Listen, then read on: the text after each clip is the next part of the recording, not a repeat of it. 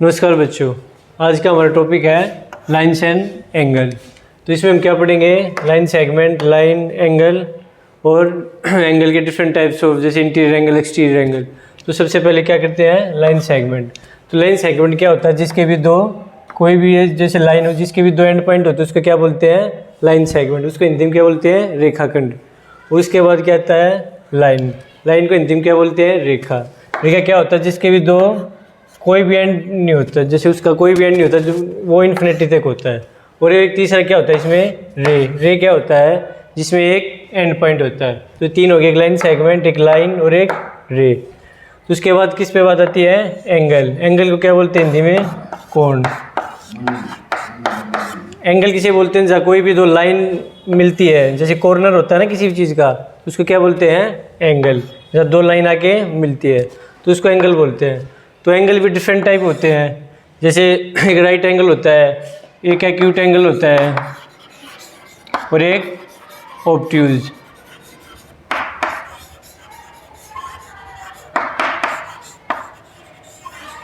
Acute angle क्या होता है? जो 90 से कम होता है उसको क्या बोलते हैं? Acute angle. और ऑब्ट्यूज जो 90 से ज़्यादा होता है उसको क्या बोलते हैं? Obtuse angle. और जो 90 होता है उसको क्या बोलते हैं? 90 डिग्री होता है उसको बोलते हैं राइट। वो बंद कर रखी थी। तो क्या था? एक एक्यूट, एक ऑब्ट्यूज और एक राइट एंगल। जैसे जो 90 से कम होगा, जैसे 60, 40, 70, वो क्या हो गए? वो सब क्या हो गए? Acute angle. और जो ऑब्ट्यूज होगा वो जो 90 से ज़्यादा होगा, जैसे 100, 150, तो जो भी मतलब 180 से कम होगा वो क्या हो गया? ऑब्ट्यूज। और राइट एंगल क्या हो गया? 90 डिग्री। तो ये तो हमारे तीन एंगल हो गए। उसके बाद क्या है? एक बोलते हैं स्ट्रेट एंगल। स्ट्रेट एंगल क्या होता है? जैसे कोई भी लाइन है उस वजह से जो 180 का कोण होता है, जो आधा कोण होता है, एक तो पूरा होता है जो सर्कल में होता है, सर्कल को पूरा होने के बाद तो 360 होता है जिसको कंप्लीट एंगल बोलते हैं। और जो आधा होता है उसको क्या बोलते हैं? Straight angle. उसको क्या बोलते हैं? 180। तो ये तो हमारे हो गए लाइन से एंगल। इसके बाद क्या आता है? जैसे इसके बाद आता है करस्पॉन्डिंग एंगल।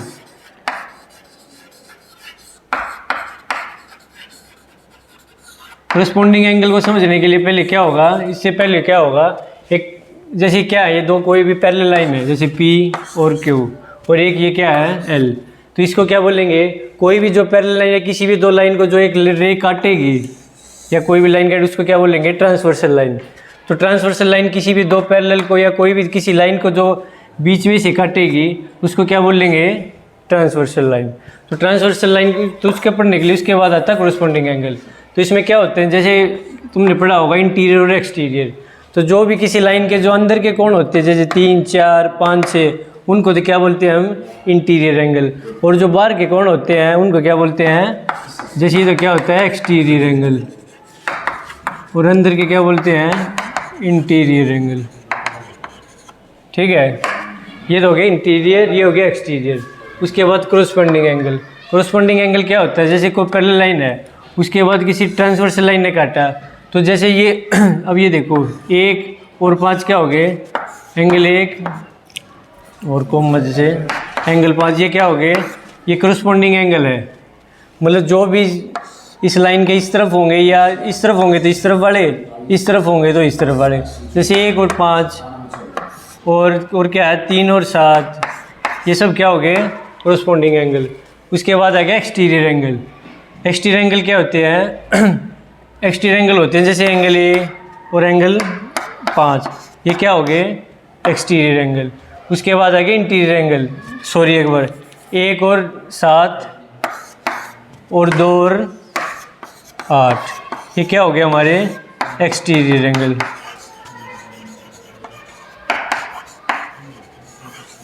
उसके बाद क्या है? इंटीरियर। इंटीरियर किसको बोलते हैं? जो अंदर के होते हैं। और बाहर किसको बोलते हैं? एक्सटीरियर। बाहर को बाह्य कोण बोलते हैं, इनको आंतरिक कोण बोलते हैं।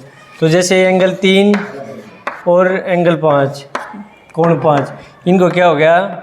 ये हो गया इंटीरियर एंगल। एक इसमें क्या होता है?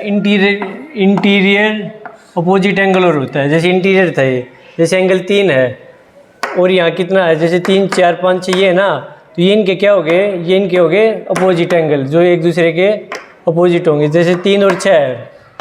ठीक है, तो इसके बाद एक कोण और क्या आता है? अल्टरनेट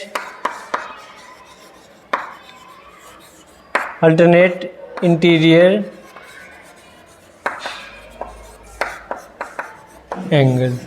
अल्टरनेट का मतलब क्या होता है, जो जैसे एक दूसरे के उल्टे होते हैं, जैसे जैसे 3 है और 6 है, ये क्या हो गया अल्टरनेट इंटीरियर एंगल। जैसे अंदर है ना सारे ये, तो अल्टरनेट इंटीरियर हो गए। और अल्टरनेट एक्सटीरियर क्या होगा, जैसे 1 है, जैसे 1 है और इसका ये क्या हो गया 8। जैसे जो बाहर के अपोजिट होंगे वो तो एक्सटीरियर अल्टरनेट एक्सटीरियर एंगल हो गए, और जो अंदर होंगे जैसे 3 4 5 6 अंदर है, इनके जो अल्टरनेट होंगे वो तो अल्टरनेट इंटीरियर एक्सटीरियर हो गए, और जो बाहर के होंगे उल्टे होंगे वो क्या होंगे alternate exterior angle.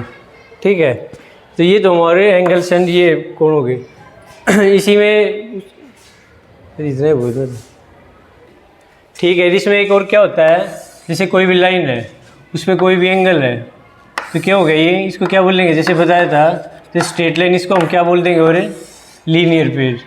Linear pair में क्या होता है, जैसे कोई भी जो लाइन है, जैसे इसके बाद है, जैसे 2 पैरेलल लाइन है उन पे ये कोई भी जैसे ट्रांसवर्सल लाइन आ गई जैसे ये, तो जैसे ये जो एंगल होगा ना ये और ये वाला, ये तो 180 है स्ट्रेट लाइन, इसी को हम जैसे स्ट्रेट लाइन पे जो पूरा एंगल होगा उसको क्या बोलेंगे लीनियर पेयर।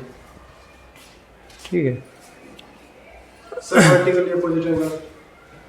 उसके बाद एक और बच गया, क्या बच गया वो वर्टिकली अपोजिट एंगल। तो किसको बोलेंगे वर्टिकली अपोजिट एंगल।